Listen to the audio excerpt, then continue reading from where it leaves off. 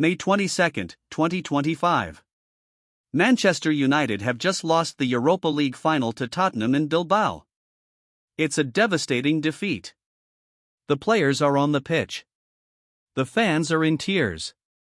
Back at the club's Carrington training facility, the staff who couldn't travel to Spain have gathered to watch the match on a big screen. And when the camera pans to the owner's box, to Sir Jim Ratcliffe and Avram Glazer, the room erupts. Not in cheers. In boos. The employees of Manchester United are booing their own owners. Less than 48 hours later, those same employees are called into brief individual meetings and told they no longer have jobs.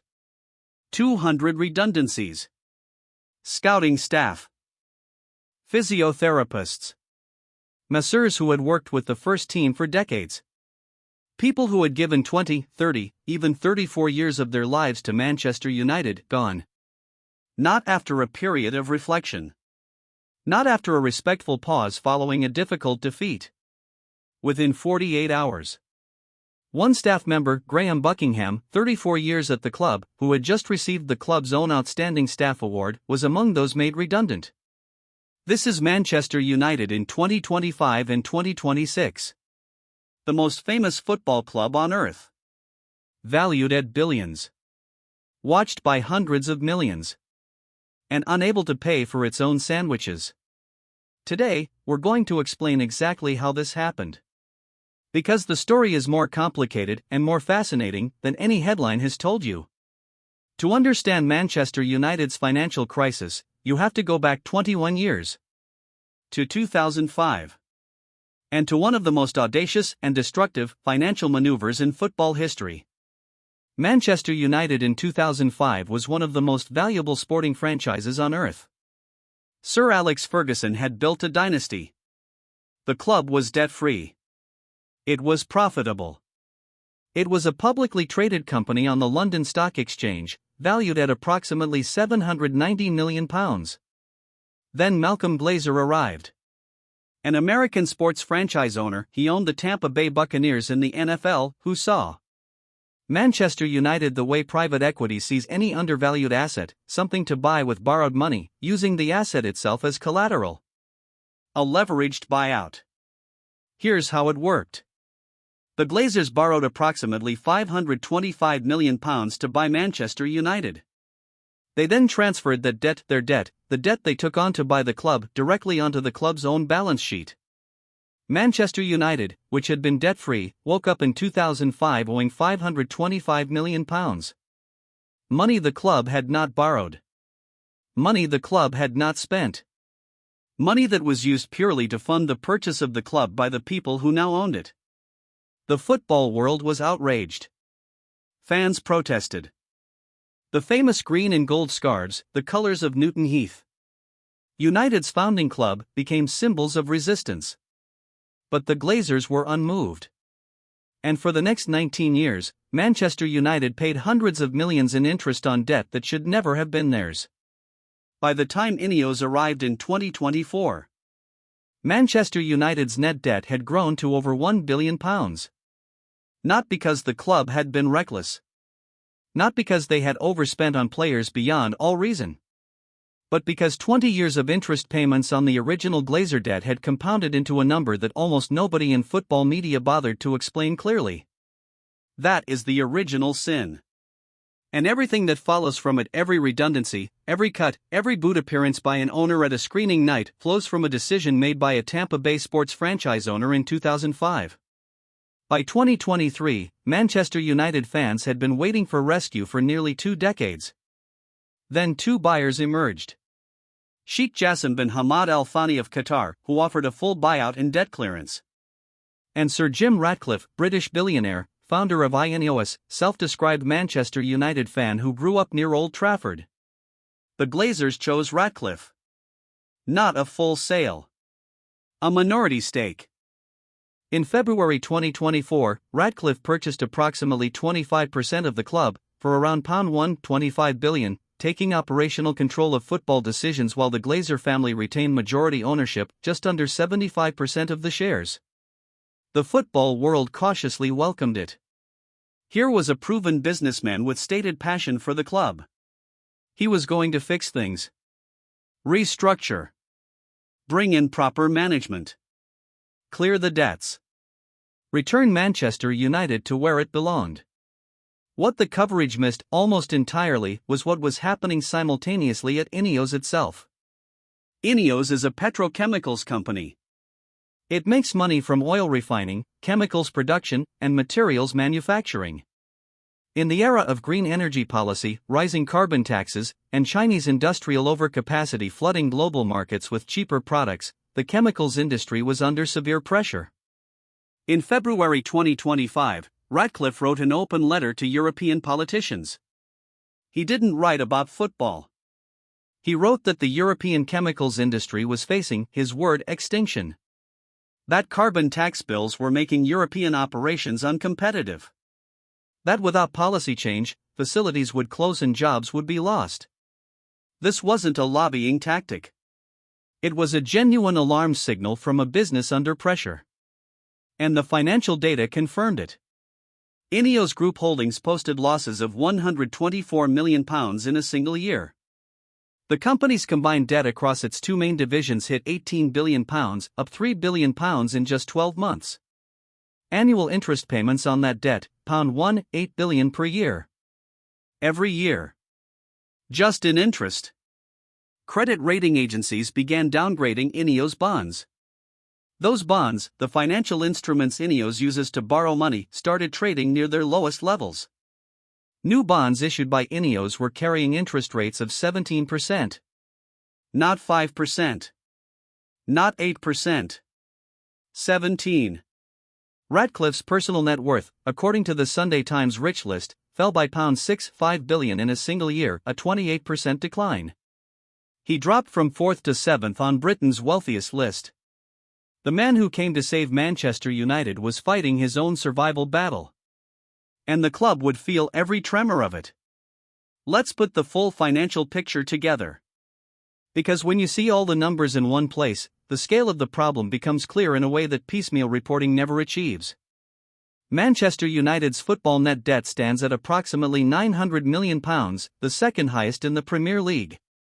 The total debt pile across the club's balance sheet is £13 billion, the majority of which is the legacy of the Glazers' 2005 leveraged buyout, compounded by 20 years of interest payments.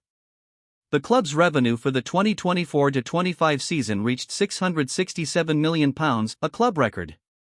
And yet the club posted a loss of £120 million on that revenue. They earned more money than ever in their history. And still lost money. When you are paying that level of debt service annually, revenue growth alone cannot solve the problem.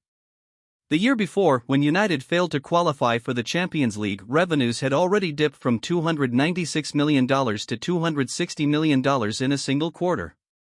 Missing the Champions League costs Manchester United an estimated £80 to £100 million annually in UEFA distributions, broadcast fees, and commercial premiums.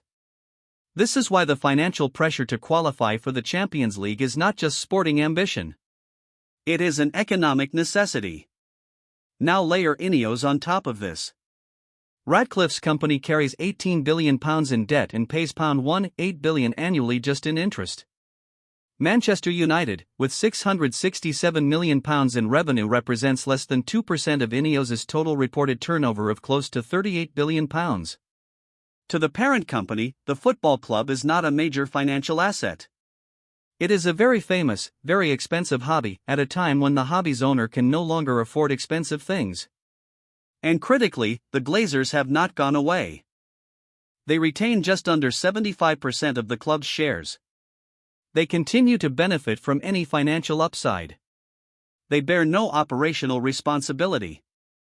They are, in essence, the original architects of the debt crisis, still collecting the benefits of ownership while INEOS manages the consequences. When the money runs out, or more precisely, when the people managing the money decide to prioritize debt service over people, football clubs do what every other distressed business does. They cut. What makes Manchester United's cost-cutting extraordinary is not the scale. Other clubs have gone through restructuring. What makes it extraordinary is the contrast. This is happening at one of the 3 or 4 most recognized sports brands on the entire planet. Here is what INEOS has done since taking operational control in early 2024. Round 1, Summer 2024, 250 redundancies. More than 20% of the club's entire workforce of 11-12 employees. Scouting department significantly reduced. Academy coaches let go, including coaches who had dedicated 2 and 3 decades to developing young players. Stuart Lester and Neil Harris, each with at least 20 years at the club. Graham Buckingham, 34 years, just awarded Outstanding Staff. Gone. Food, free lunches for all staff except first-team players, cancelled. The canteen at Old Trafford, closed. At Carrington, non-playing staff food options were reduced to soup and bread. Sir Jim Ratcliffe, a man worth over £17 billion even after his losses, decided the staff cafeteria was a cost that needed cutting. Ticket prices increased. The fans who had been sold this ownership change as the beginning of a new era were asked to pay more to watch a team that had just lost the Europa League final and failed to qualify for the Champions League.